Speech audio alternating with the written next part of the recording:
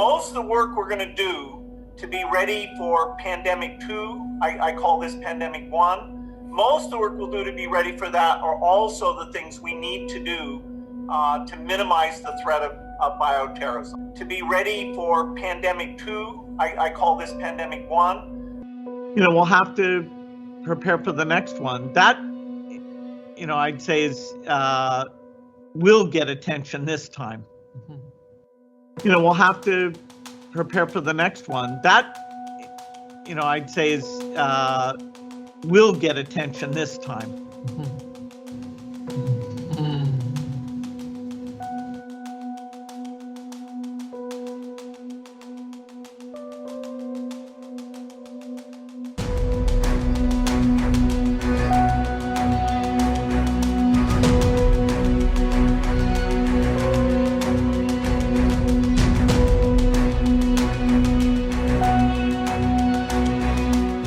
Expliciet werk je al om ons in ieder geval op weg te helpen mocht er een tweede pandemie komen. Maar eigenlijk als ik goed volg wat je al jaren zegt, dan is de kans dat een tweede pandemie komt heel erg groot.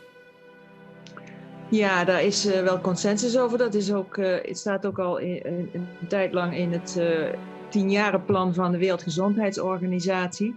10-jarenplan van de Wereldgezondheidsorganisatie. Dus daar stond, bereid je voor de komende 10 jaar, er gaat een grote infectieziektecrisis komen. Nou, dit was jaar 1.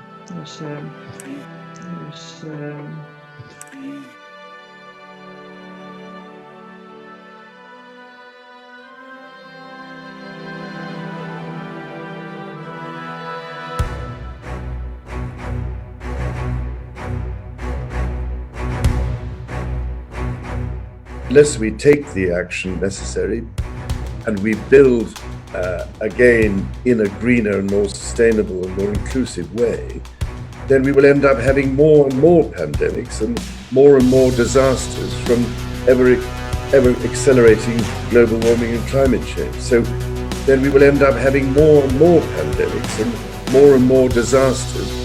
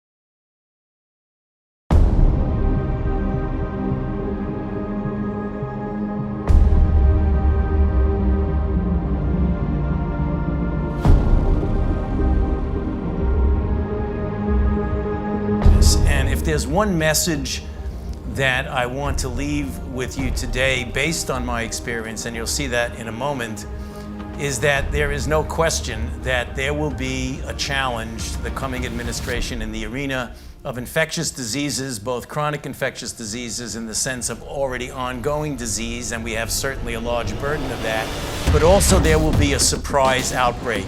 But also there will be a surprise outbreak. But also there will be a surprise outbreak.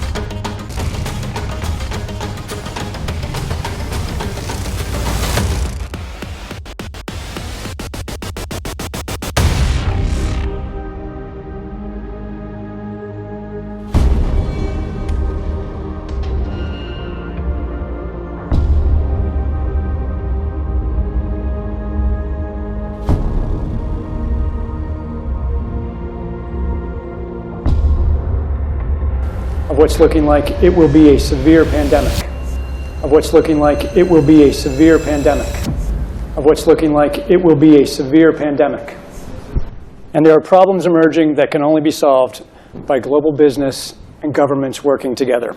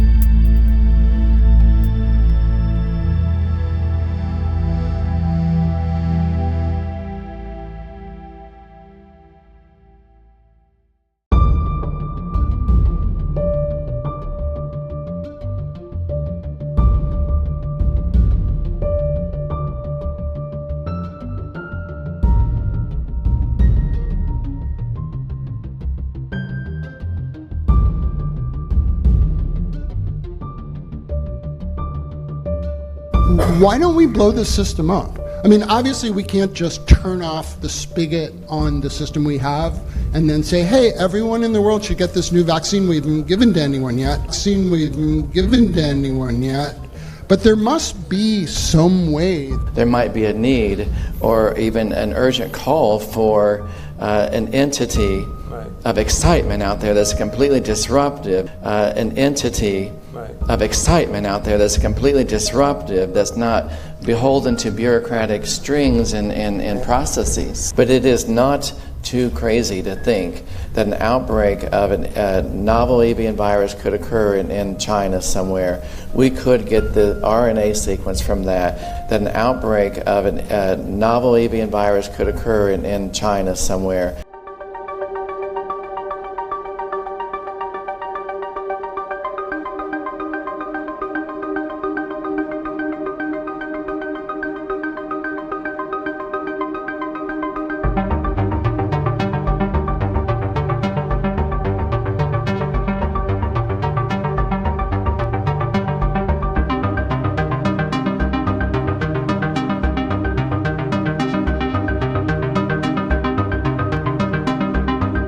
And then you have one opportunity to do it right. I mean, day one is so important. In day one, you start your communication with the press, with the people, and you have to do it right. I mean, you have to go for one voice, one message. You have to be omnipresent that first day or the first days, so that you attract the media attention. You make an agreement with them that you will tell them all, and if they call, you will pick up the phone. When you do that, then you can profit from these early days to get complete carpet coverage of the field, and they're not going to search for alternative voices. voices there, and they're not going to search for alternative voices there. I used there Sir Donaldson's quote, where he said that in the UK, by the peak of the epidemic, 40 people would die per day at the end of the summer. So 62 at that time million people in UK, 40 deaths a day. I worked it out for Belgium. That would be 7 deaths a day at the peak of the epidemic. I used that in the media. 7 Belgian flu deaths per day at the peak of the epidemic would be realistic. That is true in every year, even interpandemically. That is very, very conservative. However, talking about fatalities is important, because when you say that, people say, wow, what do you mean? People die because of influenza? And that was a necessary step to take. And then, of course, a couple of days later, you had the first H1N1 death in the country, and the scene was set and it was already talked about. And the scene was set and it was already talked about. And then you had to pick who is going to be vaccinated first. And then, well, women and children first, whatever. I mean, risk groups, they were important. And then I misused the fact. And then I misused the fact that the top football soccer clubs in Belgium inappropriately and against all agreements vaccinated they made their soccer players priority people. So I said I can use that. Because if the population really believes that this vaccine is so desirable that even the soccer players would be dishonest to get their vaccine, I said, okay, I can play with that. So I made a big fuss about this. I can play with that. So I made a big fuss about this. This is Van Ranst is raving mad. But it worked. But it worked.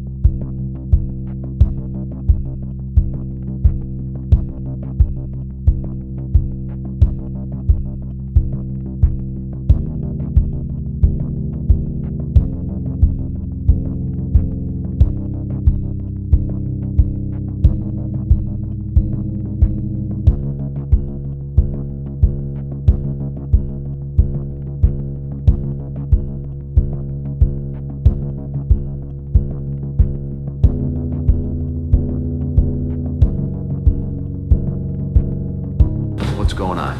Just let me think about where to start. Well, he saw something. What is it? I saw a virus. I think some kind of disease. A virus? Like what? Like SARS? I don't know. All I know is that it's highly infectious. It may be fatal.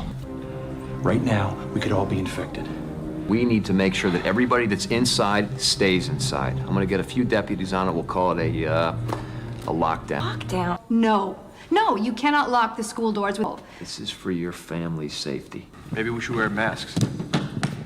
I'm gonna swab the inside of your mouth with this little Q-tip. Damn efficient airborne transmission. It causes high fever and respiratory distress. Whatever it is, it originated in China. I'm authorizing a quarantine on everyone who's come in contact with a symptomatic person. This is your virus. I'm sorry, but there's no cure for that. Chloroquine, that's an anti-malarial drug. No. Listen, it suppresses the enzymes.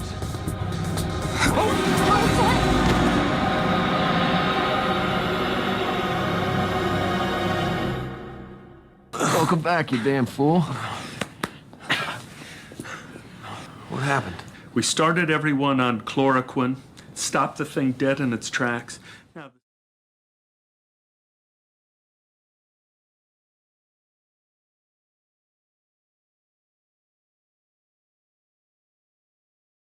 I wish I wasn't afraid all the time, but I am.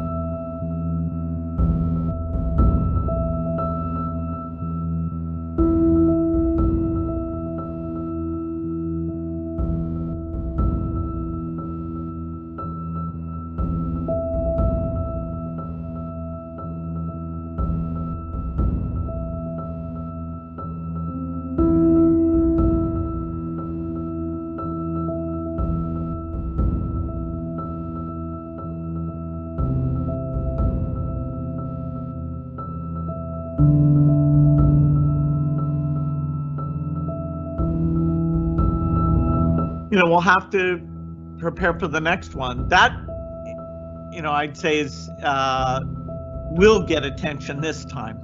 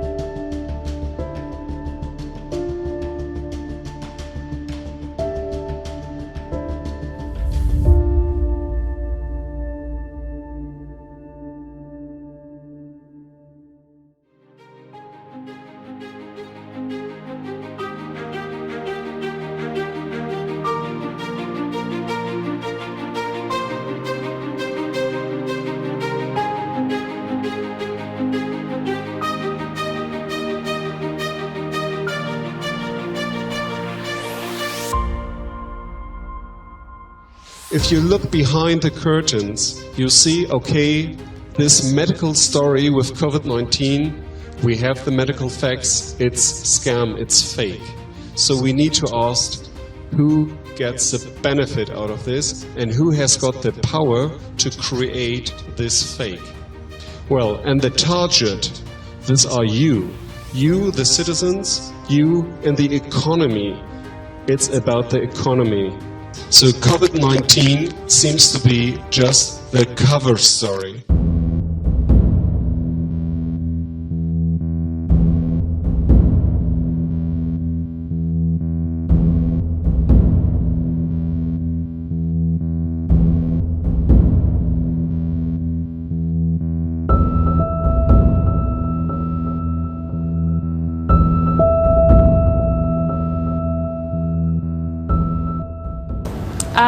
We will be looking at what contact tracing looks like in the New World Order. Yes, it will be pubs and clubs and other things if we have a positive case there. Today is the first full day of the New World Order. Outdoor gatherings are limited to 2 people. Exercise is allowed, but no further than a 10-kilometre radius from your home. Browsing in shops is not permitted. Only one person per household may leave to do essential shopping. And from tomorrow, funerals are limited to 10 people. So you can expect that we will have transmission from time to time, and that's just the way it is. We've got to accept that this is the new world order. We've got to accept that this is the new world order. The new world order, our army comes marching in, partnering with police to help enforce the country's tough new quarantine laws. And also the new world order that will come into force at 12 p.m, that's midnight tonight. New restrictions on various businesses, David. We need to get used to being vaccinated with COVID vaccines for the future. I want to be straight with you. There will be no return to the old normal for the foreseeable future. I repeat, there will be no return to the old normal for the foreseeable future. So people assume we are just going back to the good old world which we had, and everything will be normal again in how we are used to normal, in the old fashion. This is, let's say, fiction. It will not happen. A vaccine on its own will not end the pandemic. Surveillance will need to continue. People will still need to be tested, isolated, and cared for.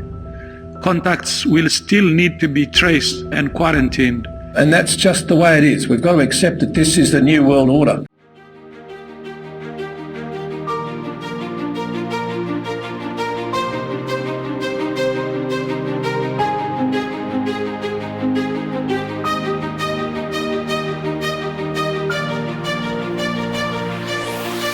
Hello everybody, I'm Dr. Simone Gold. I'm a board-certified emergency physician and the founder of America's Frontline Doctors. I'm also a Stanford University educated attorney, and we've come back with some of my group for the second White Coat Summit.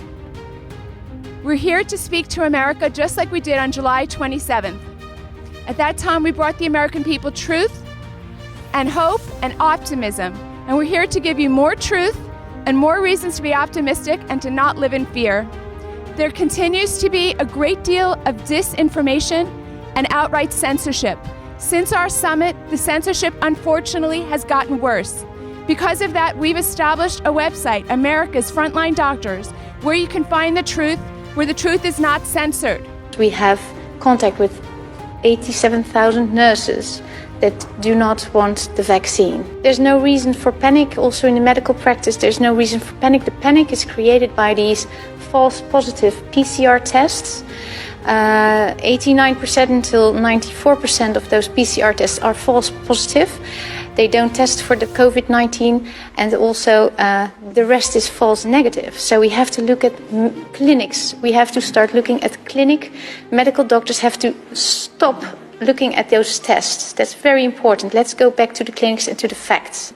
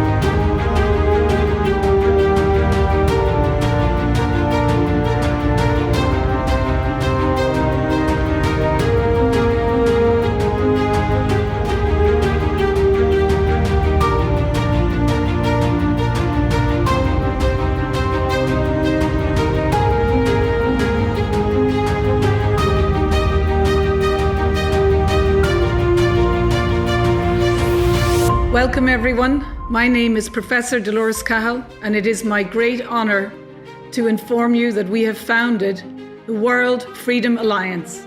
And this aims and will be a worldwide organization linking groups in all continents of the world and in individual countries.